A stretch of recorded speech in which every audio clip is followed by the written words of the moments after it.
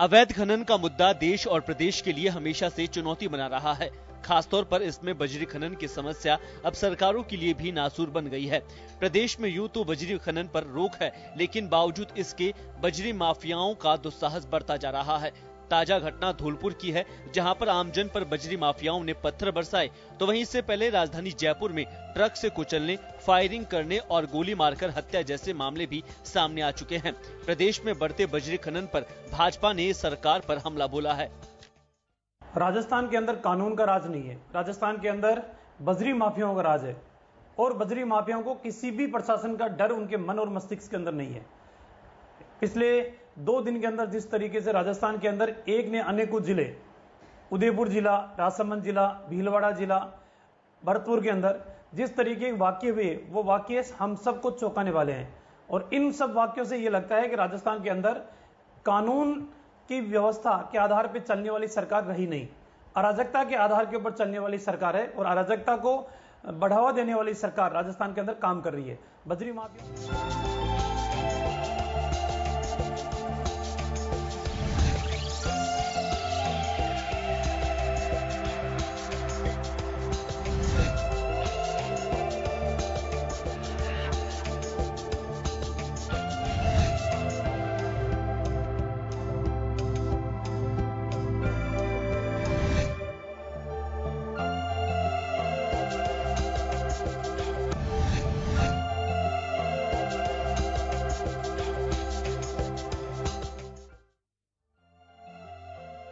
Supreme court ने बजरी खनन पर रोक लगा रखी है। साथ ही सरकार को ताकीद भी कर रखा है कि जब तक फैसला नहीं हो जाए, बजरी खनन, परिवहन, निर्गमन और इस्तेमालन पर भी रोक रहेगी। लेकिन खनन पर रोक लगने के बाद मानो माफियाओं की चांदी हो गई है। 20 रुपए फीट की बजरी बाजार में आते आते 5 गुना तक महंगी हो जाती है। माफियाओं की बल्ले बल्ले हुई है, लेकिन सरकार और आमजन की जेब खाली होती देखी। परिवहन विभाग संसाधनों की कमी के चलते कार्रवाई में असमर्थ दिखाई देता है, तो उधर पुलिस की मिलीभगत से माफिया अपना खेल खेलते हैं। टोंक सवाई माधोपुर से रोजाना हजारों की तादाद में वाहन केवल जयपुर के आसपास पहुंचते हैं, लेकिन विभाग अपनी आंखें मूंद कर रखता है। अवैध बजरी खनन सरकार और पर्यावरण के लिए नासूर बन गया है। खनन माफियाओं का गिरोह सिस्टम को चुनौती दे रहा है और इस बीच आमजन इसका सीधा शिकार हो रहा है। अब देखना होगा कि आखिर सरकार बजरी माफियाओं पर कैसे लगाम लगाती है। ब्यूरो रिपोर्ट, जन टीवी न्यूज।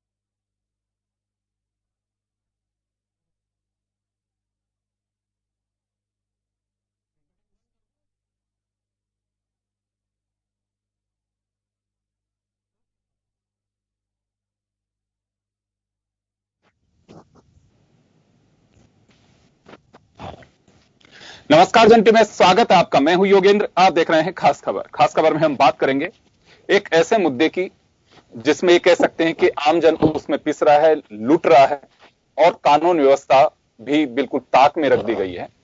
मुद्दा नया नहीं है, वर्षों से सिलसिला चला आ रहा है, लेकिन हर बार सरकारें बदलती हैं, हालात वही रहते हैं। हम बात कर रहे हैं बजरी माफियाओं के आतंक पर।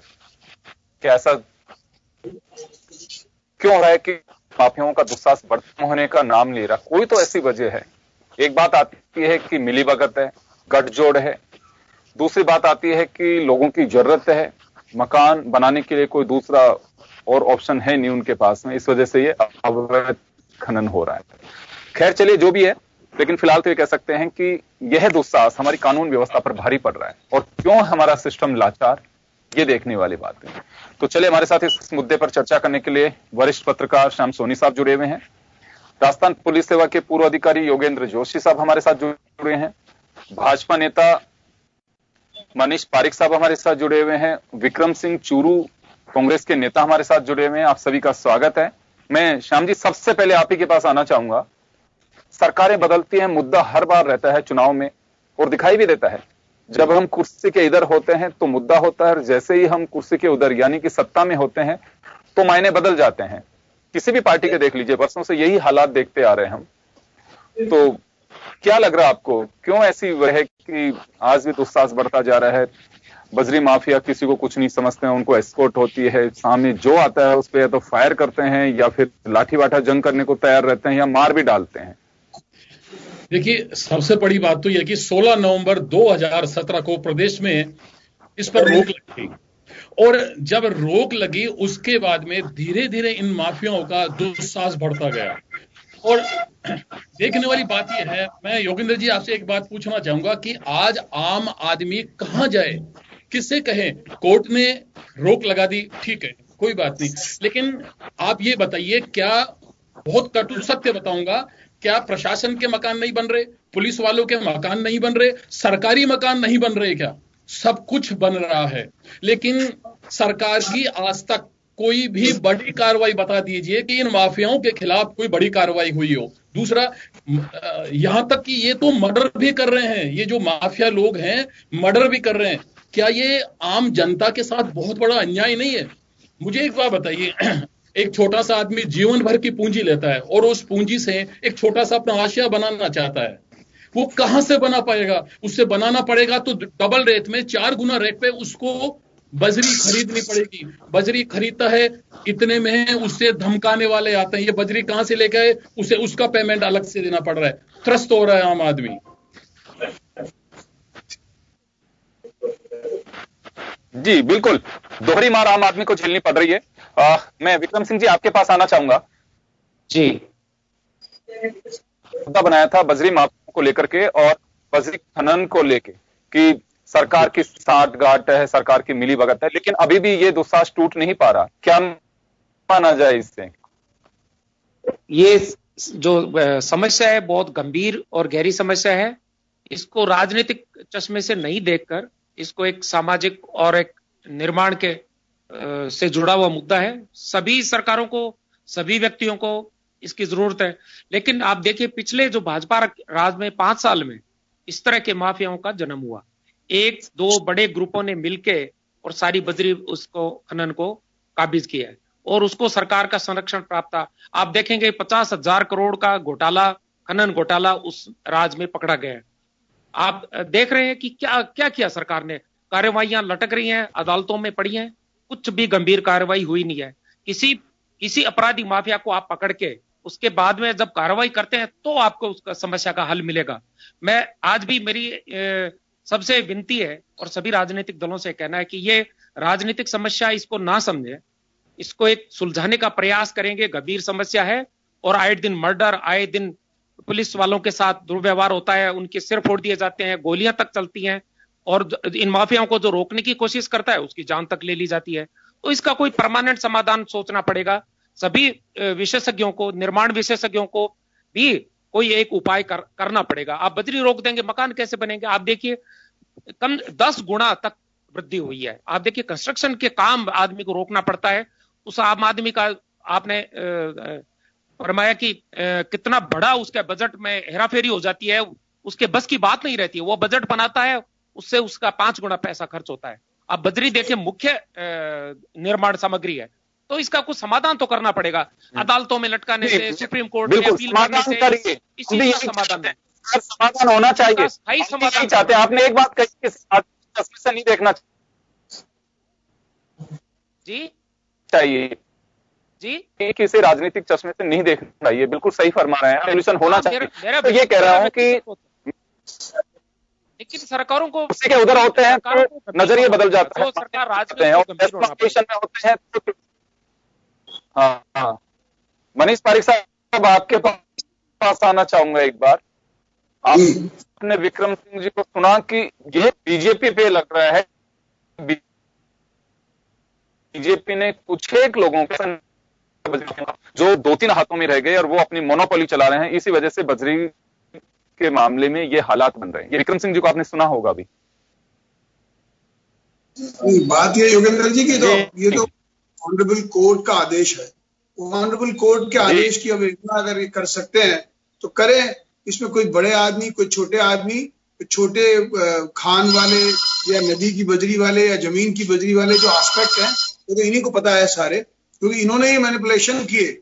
लेकिन सबसे बड़ी बात ये कि कांग्रेस पार्टी की सरकार इस बात में नाकाम साबित हुई है तो कोर्ट में एफिडेविट दे दे कि हम बजरी रोक नहीं सकते हैं। पहले आपने देखा है बजरी कमिश्नर तैनात किए ऑनरेबल कोर्ट ने, और उस समय भी सरकार ने, भाजपा की सरकार ने पूरा कॉपरेशन दिया। लेकिन जो छोटी बजरी जहां से आ सकती है, जमीन की बजरी आ सकती है, अवेलेबल हो सकती है, ऑप्शन हो सकती है, उसकी बात सोचनी चाहिए सरकार को, जो इन्होंने बिल्कुल नहीं सोची है। मैं ये कहना चाहता हूं कि बजरी जरूरत है, आपने कहा, और मकान भी बन रहे हैं, तो ये कौन सी बजरी आ रही है? ये सबसे बड़ी बात है कि जो कानून के मानने वाले हैं उनको केवल मुसीबत हो रही है। बाकी तो ब्लैक में बजरी मिल रही है, आप मकान बनाइए, तो उन पे कार्रवाई करने की बात हो, कंटेम्प्ट ऑफ कोर्ट की बात हो, वो भी तो सरकार करे ना। सरकार वो भी नहीं कर रही है। तो दोनों तरफ से सरकार ने अपने को राम भरोसे छोड़ दिया है बजरी को, और इसमें जो मोटी चांदी है, मोटा माल है, वो कूटा जा रहा है। वो वहां पर आपने देखा किस तरह से थाने के सामने से बजरी के ट्रक जा रहे हैं। तो ये तो सबको ही पता है क्या हो रहा है ये। चले, लेकिन आप इस बात से सहमत हैं कि इसे राजनीतिक चश्मे से नहीं देखना चाहिए और इसका कोई सॉल्यूशन होना चाहिए? ये तो राजनीतिक बात ही कह रहे हैं, लेकिन ऐसा है नहीं। राजनीति इनके साथ, इनके राज में जी मनीष जी आपके पास आना चाह रहा हूं। आम आदमी को पता है सब। मनीष जी आपके पास आना चाह रहा हूं कि क्या इसका कोई सॉल्यूशन ढूंढा जाना चाहिए या फिर इसमें राजनीति ही करते रहें? मैंने कहा जो सरकार की जिम्मेदारी है, ये कांग्रेस पार्टी को बताना होगा कि बीजेपी ने क्या गलत किया। जैसे बीजेपी बता रही है कि कांग्रेस पार्टी ने कहां पे नाकाम साबित हुई है, कहां पे, अगर उनको एफिडेविट देना है कि हम ये कंट्रोल नहीं कर सकते हैं सिचुएशन। एक तो ये बात होती है कि कानून व्यवस्था बिगड़ जाएगी, हम नहीं कर सकते। जो जनरल परसेप्शन होता है पुलिस का, वो एक एफिडेविट इस बात का लगा देते हैं कि we are not in condition to stay for, लेकिन वो भी इन्होंने नहीं किया है। उसको भी पालना, इसका मतलब ये माना जाना चाहिए कि वो पालना करने के लिए राजी है। और जब पालना नहीं हो रही है तो जो सरकार में बैठे वो जवाबदेह हैं। वो अगर थाने के सामने से ट्रक के जा रहे हैं और जो पुलिस वाला रोकना चाह रहा है उसको मौत के घाट उतार दिया है, झगड़े हो रहे हैं, तो ये कौन एफआईआर दर्ज करेगा? किस पे मुकदमे दर्ज होंगे? कौन की बजरी वहां से जा रही है, किसने बजरी उठाई है, ये सब पता है। किसी आदमी पर अगर आप कार्रवाई इफेक्टिव नहीं करेंगे तो उसके बाद तो यही होने वाला है। और आज ये क्रम रुकने का नाम नहीं ले रहा है। उसका कारण भी यही है कि पहले वाली घटनाओं पर कोई कार्रवाई नहीं हुई। जब कोई कार्रवाई नहीं होती है योगेंद्र जी, तो फिर उसका परिणाम यूं ही निकलता है। जी बिल्कुल, हमें तस्वीरें जो जन टीवी के माध्यम से दिखा रहे हैं वो ये रियल पिक्चर्स देख सकते हैं आप कि किस तरह से पोकलेन्स के जरिए बजरी खनन हो रहा है। बजरी खनन के लिए हम खुद भी जिम्मेदार हैं कि कोर्ट ने जो रोक लगाई, अब बहुत ज्यादा एक लेवल तक आप उसका खनन कर सकते थे, लेकिन उसके हम बहुत ही गहराई में जाते रहे और किसी ने देखा नहीं। और यही बड़ी वजह रही कि पर्यावरण के नाम पर इसे रोक दिया गया। सरकार फिर कुछ काश्तकारों को पट्टे आवंटित करने लगी, वहां से भी बात नहीं बनी। अभी भी हो क्या रहा है, सबसे बड़ी प्रॉब्लम यह है कि अगर कोई एक ट्रॉली लेके आ रहा है, उसको पहुंचाने में बिल्कुल नानी याद आ जाती है। और स्थिति क्या होती है कि पुलिस वालों को पैसा देना, आपको ट्रॉली वाले कह के लाते हैं कि साहब ये तो हमारा पैसा है और ये पैसा जो रास्ते में हमारे रिश्तेदार मिलेंगे उनको देना। लैंग्वेज बता रहा हूं मैं आपको, रिश्तेदार कौन मिलेगा कि साहब पुलिस वाले मिलते हैं, कभी कोई आरटी वाले मिल जाते हैं, कभी कोई और मिल जाता है, तो उनको भी हमें पैसे देने होते हैं। फिर जब पूछा जाता है कि आप लेके कैसे आते हैं, कि साहब वहां से भी एक अलग सेटिंग होती है। अभी एक दिन पहले की घटना पर आप लीजिए कि ट्रोला भर के बजरी का जा रहा था और बेकाबू कि कोई पकड़ ना ले, ऐसे में एक जनहानि तो हो ही रही है, साथ साथ स्थितियां अलग पोजीशन में जा रही हैं। तो ऐसे में श्याम जी वापस आपके पास में आना चाहूंगा कि कुछ सॉल्यूशन सरकारों को करना होगा या फिर अराजकता का इंतजार कर रहे हैं हम अभी?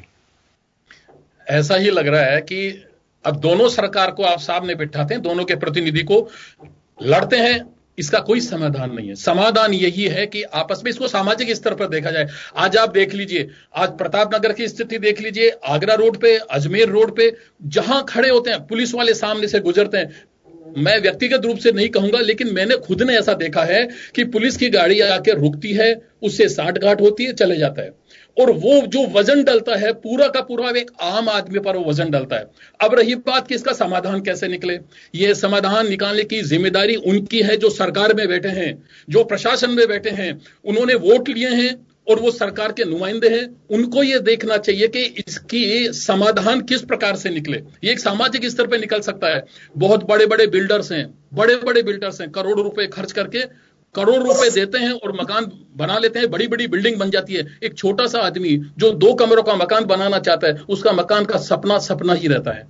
तो इसको सामाजिक स्तर पर देखना चाहिए, न कि आपस में लड़ाई करके। कांग्रेस और बीजेपी जब भी इनकी देखी है, बजरी पर जब बातचीत चलती है तो वो ये कहते हैं कि कांग्रेस के शासनकाल में हो रहा है, तो क्या बीजेपी के शासनकाल में ये सब नहीं होता था, लेकिन उसका समाधान ढूंढना है। लड़ाई नहीं करके आपस में बैठ के उसका समाधान ढूंढना है। कुछ एक ऐसा समाज में कुछ लोगों का एक ऐसा संगठन, सामाजिक संगठन बना जाए जो इसका समाधान ढूंढे। मेरे एकमात्र कहने से मैं, आप मुझे कहेंगे क्या होगा समाधान, मैं ये नहीं बता पाऊंगा। बता वो पाएंगे तो 10 आदमी बैठ करके। जी बिल्कुल। योगेंद्र जोशी साहब हमारे साथ जुड़े होंगे। जोशी साहब आपके पास आना चाहूंगा। जी हाँ बोलिए सर। एक लंबा एक्सपीरियंस आपको पुलिस सेवा का, ये वजह क्या मानी जाए इससे कि सरकारें बदल जाती हैं लेकिन इनका दुस्साहस यूं क्यों बना रहता है? देखिए योगेंद्र जी, मुख्य बात प्रशासनिक अधिकारियों की है, और प्रशासनिक अधिकारियों की जिम्मेदारी का, उनका जो राजनीतिक हैं, जो हमारे सरकारें हैं, उनका उनके ऊपर प्रशासन ढीला है। चाहे वो बीजेपी की सरकार रही हो, चाहे वो कांग्रेस की सरकार रही हो, उनके ऊपर न तो खनन विभाग पे कंट्रोल है इनका, न इनका पुलिस विभाग पे कंट्रोल है। मैं देख रहा हूं धौलपुर में 6, 8, 7 महीने पहले या साल भर पहले एसपी और सीओ लड़े थे आपस में बजरी के मामले में, और अभी बजरी के मामले में देवली टोंक के अंदर एसीबी ने कार्रवाई की थी, और अभी एसडीएम के ड्राइवर को ट्रैक्टर ट्रॉली ने मार दिया था कुछ दिन पहले। तो उसका कारण यह है कि पुलिस चाहे रोकने का प्रयास करे या न करे, पुलिस में क्या एक जना तो है नहीं, एक जोड़ा तो पैसे खा लेता है, एक ईमानदारी बताने का प्रयास करता है। इस तरह का जो हुआ पो की जो स्थिति है, और साहब पंच, सरपंच, ग्राम प्रधान, नीचे से ऊपर तक सब लगे पड़े हैं। एक का ट्रैक्टर ट्रॉली आ जाएगा। अभी मैं बताऊं, राउत भाटा का मामला है कोई 5-7 दिन पहले का। वहां एक बड़े अधिकारी ने एक ट्रक पकड़ लिया, तो उससे छोटे अधिकारी ने ये कह के छोड़ दिया कि साहब ये तो इसके घर के काम के लिए जा रहा है। अब आप बताओ, बड़े अधिकारी चुप। मतलब स्थिति ये है कि उसने पैसा खा लिया, नहीं खाया, वो कहां से लाया, उसके पास रवाना है कि नहीं है, ये सब कोई चीज देखने की आवश्यकता ही नहीं है। मैं ये कह रहा हूं कि आप योगेंद्र जी निश्चिंत रहें, ये जब तक ये सरकारें और ये राजनीतिक पार्टियां शासन करेंगी, जब तक इसके अंदर कोई सुधार आने की आवश्यकता नहीं है, न होगा। और ये पुलिस वाले न इनके कंट्रोल में है, न पुलिस वालों को ये डांट डपटी करके रोक सकते हैं, क्योंकि इनके राजनीतिक नेता जो नीचे तक बैठे हुए हैं, वो इनकी सिफारिश करके अपना काम निकालते हैं। आजकल क्या है, बेरोजगारी और हो गई, राजनेताओं में बेरोजगारी हो गई। एमएलए कोई बनता नहीं है, कोई जिला परिषद का अध्यक्ष कोई बनता नहीं है, तो उसको ये कहते हैं कि तू ऐसा कर, ये काम कर ले। ये करूं साहब के, अरे ये आम राउत भाटा का मैं कहता हूं, एक चेयरमैन बैठे हैं। अब चेयरमैन ने क्या कहा, वो जो डीवाईएसपी है उसके मकान का काम तेरा करा देंगे, ये चीज छोड़ दो। ये क्या तरीका है? क्या सरकारी मकान क्या ऐसे बनते हैं? क्या सरकारी मकानों के अंदर इस प्रकार से रेत आती है? सारे थानों में कार्रवाई चल रही है, सारे जिलों के जो एसडीएम कार्यालय दुनिया भर के हैं, इनके रिश्तेदार हैं, सबके मकान बन रहे हैं। आप देखो जाकर के, मकान बन रहे हैं तो रेत कहां से आ रही भाई? इसने किसी ने चेक किया है कि रेत का रवन्ना कहां से आया है? मैं ये कह रहा हूं आपको कि ये तो इनकम सोर्सेज एक बहुत बड़ा बना हुआ है, राजनेताओं के लिए भी, पुलिस के अधिकारियों के लिए भी और खनन विभाग के लिए भी। आज जिस दिन आपने ये बंद करा दिया ना, उस दिन ये भूखे मर जाएंगे। आप समझो, इनकी 90% इनकम जो है ये रेत के माध्यम से चल रही है। आप बताओ, ये लड़ते हैं आपस में, राजनीतिक पार्टियां आपस में लड़ रही, इसलिए लड़ रही हैं कि इनको कोई मतलब नहीं है बंद कराने से। इनको तो अपनी रोटी रोजी सेकने से मतलब है कि हम इनकी आलोचना करें, हम इनकी आलोचना करें और हम इसका फायदा उठाएं। मनीष जी, आपके पास आना चाहूंगा मैं। ये हम बहुत लंबे समय से देखते हैं, बहुत अच्छे से आप जानते भी हैं, जनप्रतिनिधि भी रहे हैं आप। देखिए, कोई भी इस तरह का उत्साह तभी बढ़ता है जिसमें संरक्षण मिला हो, या तो राजनीतिक संरक्षण हो उसे, या प्रशासनिक संरक्षण हो। हम इसे खारिज नहीं कर सकते। एक बार कोई हो सकता है कि डर के ट्रॉली लेके भाग गया, वो खुद की जरूरत के हिसाब से, या छोटा मोटा कोई हो, लेकिन लगातार अगर पुलिस सामने है तो फायर कर देना, ट्रैक्टर ट्रॉली से उसे कुचलने की कोशिश करना, ये सब चीजें तभी होती हैं कि जब कहीं उसे संरक्षण मिले। इस संरक्षण को लेकर के क्या माना जाए? ये कहा जाता है तो राजनीतिक संरक्षण होता है उसको, या फिर होता है प्रशासन का संरक्षण, जिसमें पुलिस भी हो सकती है। प्रारंभिक तौर पर तो प्रशासन का ही संरक्षण होगा, क्योंकि ये बात सही है कि वो किसके कहने से रवाना हो रहे हैं वो तो प्रशासन बताएगा नहीं, और जो करने वाला है वो भी नहीं बताएगा, जान नहीं पाएगा। सबसे बड़ी बात जो है वो दबिश देकर पकड़ने की बात है कि आप ये जो खनन चल रहा है वहां पर वो अवैध है। अगर उनके पास रवन्ना है जैसे बता रहे हैं, और उसकी बात अगर ठीक है तो जस्टिफाई हो सकती है कि यहाँ पे इसको खनन का मुद्दा मिला हुआ है या अनुमति मिली हुई है, जो भी परमिशन है। वो परमिशन नहीं है तो जो जितनी भी बजरी वहां से खनन आई वो सब बेकार है। केवल एक ही तरीका बचता है कि बहकर आई हुई बजरी को वहां से उठाया जा सकता है क्या? जब इसकी परमिशन ही नहीं है तो जो भी बजरी वो अवैध है। एक दिन में ये पूछ लिया जाए कि वहां जो थाना क्षेत्र है, तीन थाना क्षेत्रों से बजरी का उठाव होता है, अगर वो तीनों थाना क्षेत्र पे बजरी ले जाने वाले को पकड़ के कार्रवाई की जाए तो बात खत्म हो जाती है। उसके बाद दूसरे दिन के लिए भी कुछ नहीं बचेगा। लेकिन आप वहां देख रहे हैं 50 ट्रकों की लाइन लग के उठाया जा रहा है, सारा काम हो रहा है और प्रशासन आंख मूंझ कर बैठा है। तो ऐसी दशा में तो फिर किस पर भरोसा किया जा सकता है? कोर्ट में भी इस बात की कोई लगाने वाला तैयार नहीं कि ये एक भी ट्रक बजरी का अगर उठकर आया है तो वो कौन है? जिन लोगों को दिक्कत है वही करते हैं। पीड़ित व्यक्ति एग्रीव पार्टी होगा, वो वहां पर पार्टी बन सकता है, वो वहां लगाएगा। लेकिन प्रशासन की कोई जिम्मेवारी है कि ऑनरेबल कोर्ट का जो आदेश है उसकी पालना पूरी करे, वो उसकी पालना सुनिश्चित करे। वो अपनी जिम्मेदारी से पीछे हट गए हैं और इसीलिए इस बात का कोई धड़ीधोरी नहीं बचा है। जी, विक्रम सिंह जी, आपके पास आना चाहूंगा। आपको लगता है कि दुस्साह तभी बढ़ता है जब उसे कोई संरक्षण मिलता है? संरक्षण मैंने जैसे कहा कि या तो प्रशासनिक संरक्षण हो या फिर राजनीतिक संरक्षण हो। अब मनीष जी कह रहे हैं कि प्रशासनिक संरक्षण होता है, तो प्रशासन को किसका संरक्षण देते हैं? आप देखिए, प्रशासन को राजनीतिक संरक्षण, और जोशी साहब तो सारा राजनीतिक पार्टियों पे डाल रहे हैं सारा दोष, जबकि पकड़े पुलिस के अधिकारी जाते हैं। कितना कितना पैसा उनके पास मिला है, तो ये सारा सभी इसमें शामिल है। मैं सभी की नैतिक जिम्मेदारी मानता हूं। दोषारोपण खाली करने से कुछ नहीं होता। मैं खुद इस समस्या को बड़े गंभीरता से सोचता हूं, लेकिन कोर्ट के खिलाफ आप कुछ बोल नहीं सकते इस देश में, इसलिए आपको चुप रहना पड़ता है। क्या कोर्ट ने यह फैसला करते वक्त सोचा है?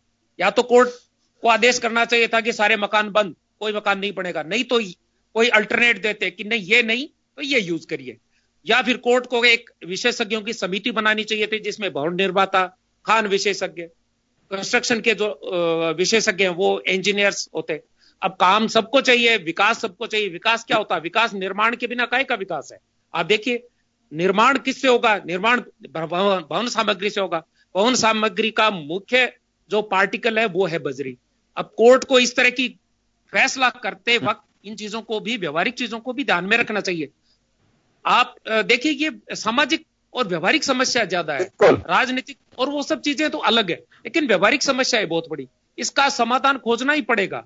मैं कोर्ट ने जो किया पर्यावरण को ध्यान में रखते हुए, वो एक अच्छी चीज है, मैं उसको बुरा नहीं मानता।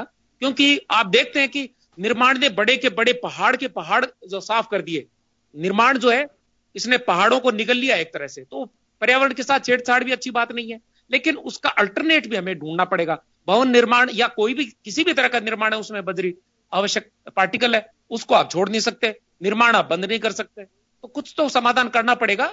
कोर्ट को, माननीय कोर्ट को भी ये इस तरह के विशेषज्ञों की एक समिति बनानी चाहिए, खाली राजनीतिक लोगों पर और प्रशासनिक लोगों पर नहीं छोड़ना चाहिए, क्योंकि आम आदमी बहुत पीड़ित है इस समस्या से, वो भी भुगत रहा है, उसकी जेब कट रही है। माफिया तो अपना काम करते ही है, वो तो पैसे कमाने के लिए कुछ भी कर सकते हैं।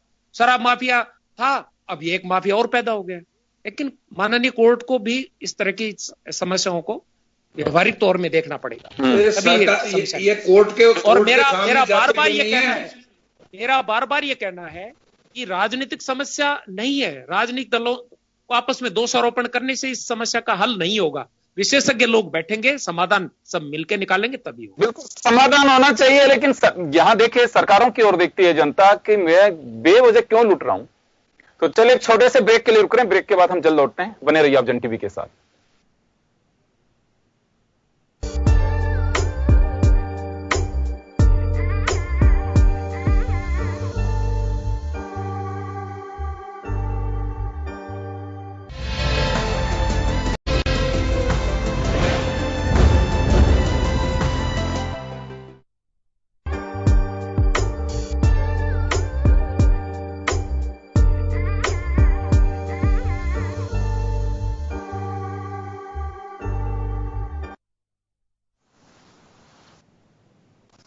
ब्रेक के बाद एक बार फिर आपका स्वागत है। आप देख रहे हैं खास खबर। खास खबर हम बात कर रहे हैं बजरी माफियाओं पर आखिर लगाम क्यों नहीं लग पा रही, क्यों बेलगाम हो रहे हैं, क्यों बढ़ता जा रहा है दुस्साहस। अभी बात निकल करके आ रही है कि हमारे साथ योगेंद्र जोशी साहब बैठे हुए हैं, उनका कहना है कि राजनीतिक दलों के दो नुमाइंदे हमारे साथ में बैठे हुए हैं, जो राजस्थान की मेजर पार्टी नेशनल पार्टियां हैं। उनका साफ कहना है कि प्रशासनिक संरक्षण है। जोशी साहब वापस आपके पास आ रहा हूं। अभी आपने सुना कि अगर प्रशासनिक जो है दखल नहीं हो, प्रशासन का अगर मोराल अगर बुलंद हो, तो ये सब चीजें नहीं हो सकती। योगेंद्र जी बिल्कुल सही कह रहे हैं आप। राजनीतिक दलों को दलों के हिसाब से मत देखिए, सरकारों के हिसाब से देखिए। अगर जिसकी सरकार है वो राजनीतिक दल नहीं कहलाएगा, उसकी सरकार है। अगर ये प्रशासनिक दृष्टिकोण से इसको रोकना चाहें तो ये राजनीतिक दल जो अपने प्रशासन करते हैं ये उसको रोक सकते हैं। ये जिला एसपी है, खनन विभाग है, उन सब पर सख्ती कर सकते हैं अगर ये चाहे तो। ये चाहे तो सुप्रीम कोर्ट जा सकते हैं। ये जो लोगों की परेशानी है, जनता की परेशानी है, ये पब्लिक की परेशानी है, इसको सुप्रीम कोर्ट के सामने रख सकते हैं। लेकिन ये राजनीतिक दल बिल्कुल नहीं रखेंगे। ये तो क्या करते हैं कि हरीश साल्वे जैसे को 1 रुपया देके लंदन से अपना केस लड़ सकते हैं। लेकिन ये जो है पब्लिक की बात उस 1 रुपया देकर के लड़ नहीं सकते। इनको उसके लिए जो है 2-5 करोड़ रुपया देना पड़ेगा। ये वकील करेंगे उसके लिए। ये जनता की सेवा के लिए इतनी अहमियत नहीं ले सकते कि पब्लिक इतनी परेशान हो रही है, उनको रेत की जरूरत है, मकान रिपेयरिंग की जरूरत है, लेकिन उसके ऊपर ये कोई कार्रवाई नहीं कर रहे हैं। आंख मूंद के बैठे हैं उसके अंदर। आप देखिए, जो पकड़ में आ गया जिसको जेल कर दी, जिसका सामान जब्त कर लिया, जो पकड़ में नहीं आया वो सब। अब आप बताइए कि रोजी रोटी का संकट पड़ रहा है लोगों के रोजगार नहीं है। आप देखिए, आधे पर्दे लोग जो आए हैं वो सब के सब ऐसे कामों में लग गए। ट्रैक्टर ट्रॉली चला रहे हैं कि हम रेत लेके आ जाएंगे, तू यहां से वहां तक पार करा दे, तेरे को इतना पैसा मिल जाएगा। तो वो बेचारा ट्रैक्टर ट्रॉली लेके आता है और एक एक थाने के इलाके में एक एक चेतक। आपको मैं बताऊं, या जयपुर में इतनी आसानी से ट्रैक्टर ट्रॉली नहीं घुसती है। हर इलाके की चेतक तैयार खड़ी रहती है, वहां की फ्लाइंग खड़ी रहेगी और कोई ऐसा नहीं है जो छूटता हो। आप उसके साथ में सिपाही, कोई आपका प्रशासनिक अधिकारी बिठा दीजिए, एक ट्रक वाले के साथ बिठा के देखिए आप, ठेठ से लेके ठेठ तक उसको कितने पैसे बांटने पड़ते हैं। और ये क्या इन राजनेताओं को पता नहीं है? ये सब पता है, इनको जानकारी है, लेकिन ये सब किसके ऊपर है? पब्लिक के ऊपर। और सरकारी नौकर है, वो पिट रहा है, मर रहा है, गोली खा रहा है, तो वो उसकी तनख्वाह ले रहा है ना। ये सोचते हैं तू तेरा काम किए जा, तेरे में दम है तो रोक ले, नहीं दम है तो मर जा। ये सिस्टम सरकार के जो प्रशासनिक अधिकारी है इन्होंने चला रखा है। आप बताइए, बड़े बड़े अपने अधिकारी बैठे हुए हैं, आईएएस अधिकारी बैठे हैं खनन विभाग में, क्या वो सब सो रहे हैं? उनको जानकारी नहीं है?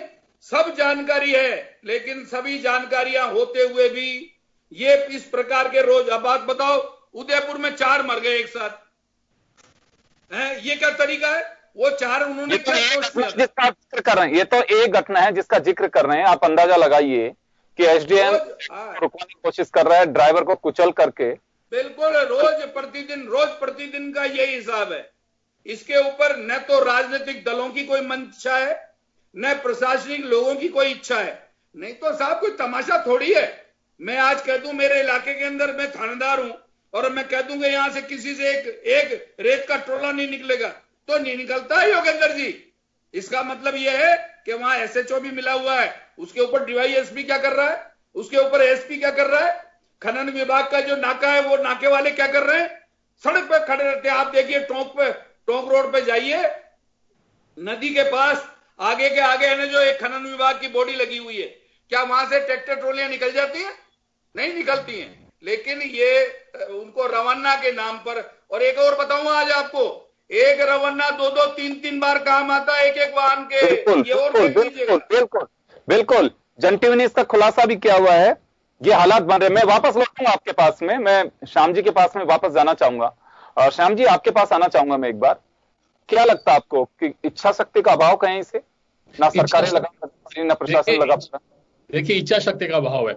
सवाई माधोपुर जिले में मलारना, डूंगर, खंडार, बोली, चोट का बरवाड़ा, मुझे जो जानकारी मिली है, रोज 500 ट्रॉली, रोज की कम से कम 500 ट्रॉली वहां से अवैध प्रकार से खनन होकर के परिवहन हो रही है। अब जोशी साहब ने सही फरमाया अभी कि दिख नहीं रहा, सरकार को दिख रहा है।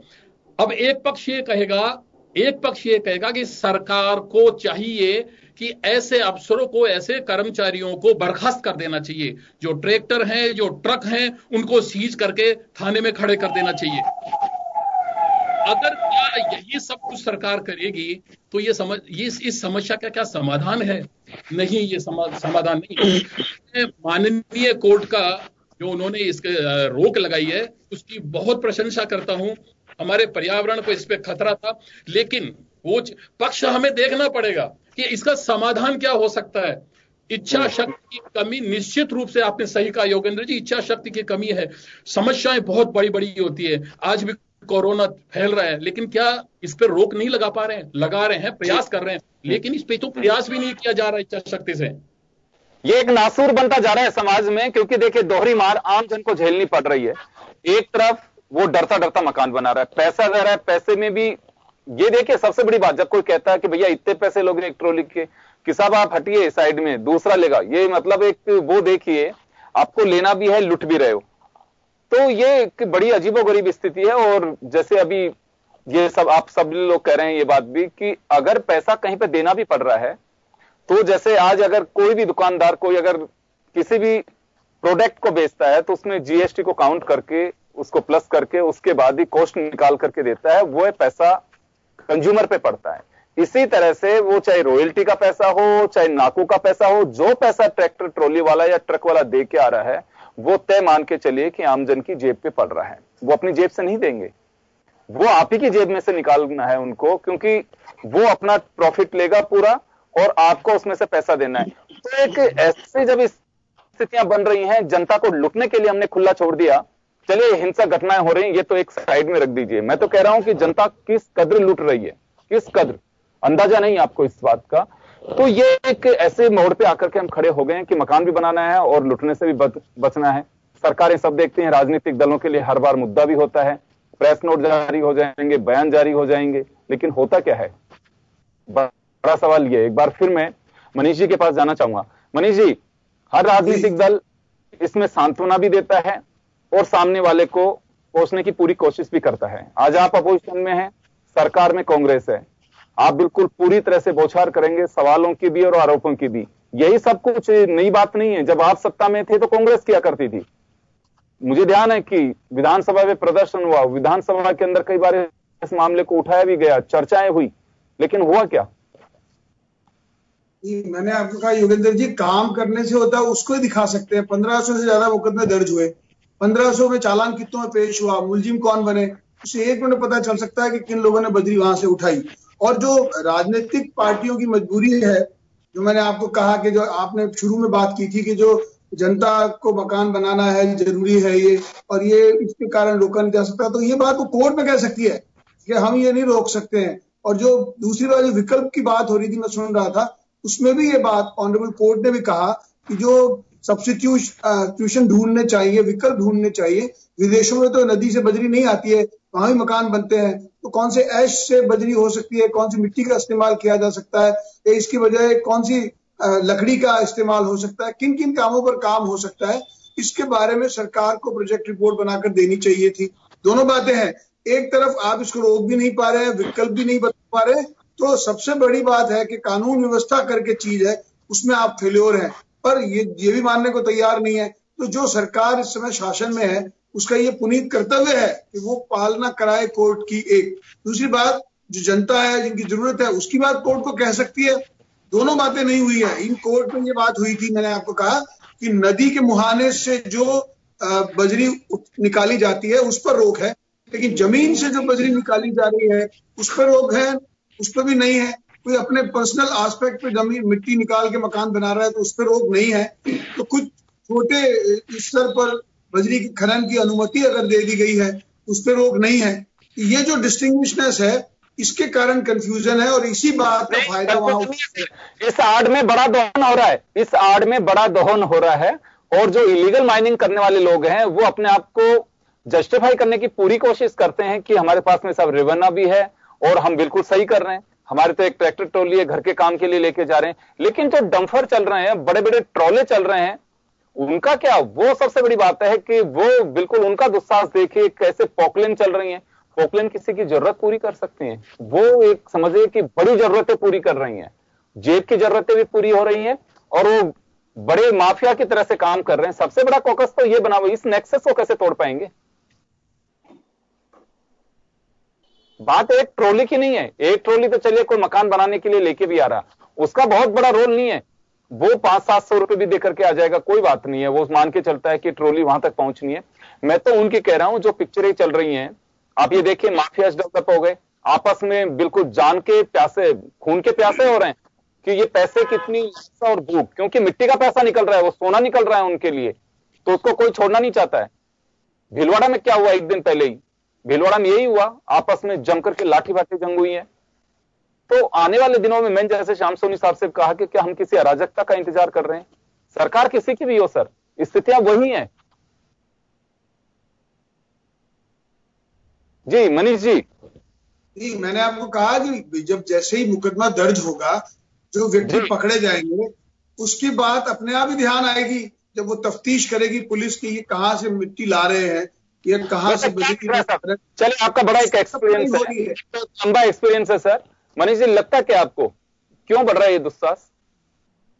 मैंने आपको कहा जो ये निर्माण हो रहे हैं, जो भी बड़े लेवल पे कमर्शियल निर्माण है, उन निर्माणों के लिए अगर बजरी जाती है तो जहां से आपने जिन ट्रक्स को पकड़ा है वो अपने आप बताते हैं खरीदार कौन है, कि किसके लिए बजरी लेके जा रहा है, ये बिल्टी कहां से कटी है। मैं तो ये कह रहा हूं सर, आपने तो कह दिया कि प्रशासनिक सांठगांठ है ये, अभी जोशी साहब ने कहा कि ये सब राजनीतिक संरक्षण में चल रहा है सारा, आपने सुना होगा अच्छे से। तो ये बात केवल ये कि कॉमर्शियल वजह से लेकर के जा रहे हैं, बात कॉमर्शियल वजह की नहीं है सर। मैं तो ये कह रहा हूं कि ये संरक्षण की वजह से दुस्साहस बढ़ता है, और हम किन परिस्थितियों का भी इंतजार कर रहे हैं, क्या अभी और अति होना बाकी है राजस्थान में? क्यों इन पर लगाम नहीं लगाई जा रही? दोनों बातें हैं। पहली बात तो ये कि अगर जो प्रारंभिक तौर पर जानकारी करने का जिम्मा जिसका होता है वो प्रशासन का होता है, अगर प्रशासन ये बात नहीं बताए ये कहां से हुई है, कौन ले जा रहा है, तब तो जाकर राजनीति की बात आएगी ना। अगर एक मुकदमा भी योगेंद्र जी जैसे पुलिस अफसर ने दर्ज कर लिया तो बात खत्म हो जाती है। कौन सा संरक्षण, उसका ट्रांसफर भले ही होता रहे, मुकदमा दर्ज तो हो गया ना, कागज पर तो आ गया ना, और जिस दिन वो कागज पर आएगा उसके बाद अपने आप रास्ता खुलेगा। जब वो कागज पर आता है तो कोर्ट को बताया जा सकता है कि इस तरह से बजरी यहाँ पे जा रही है, और वो भी कोर्ट भी उसका रास्ता ढूंढेगा, वो भी उन लोगों को पनिश करेगा कि हमारी रोक के बाद ये क्या हुआ।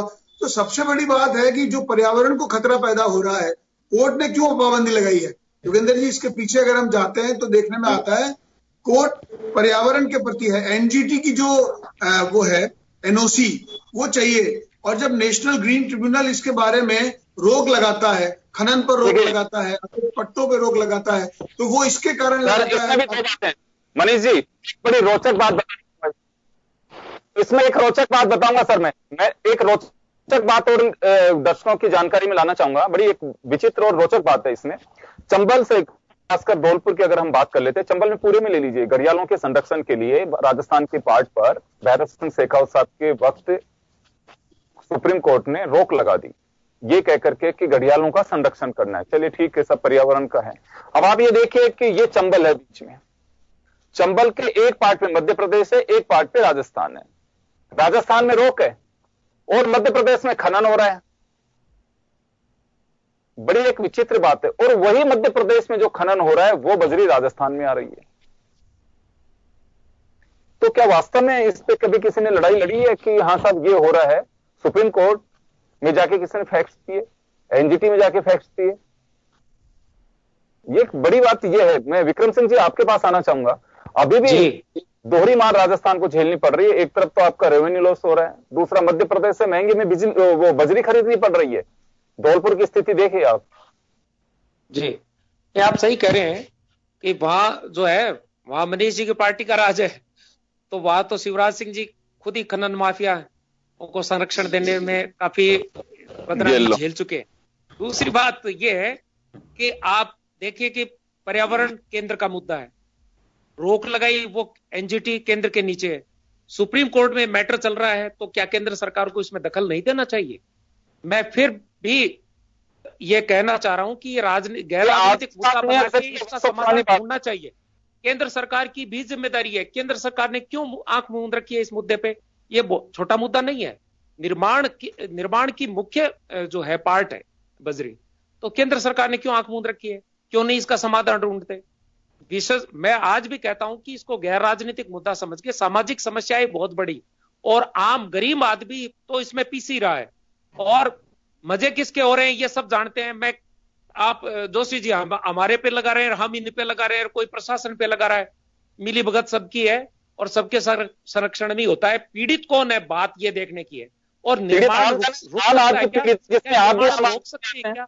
तो क्या केंद्र सरकार को इसमें गंभीर नहीं होना चाहिए? सुप्रीम कोर्ट में प्लीडिंग नहीं देनी चाहिए सुप्रीम कोर्ट केंद्र सरकार को? दूसरी बात, ये विशेषज्ञों को क्यों नहीं बैठाते आप?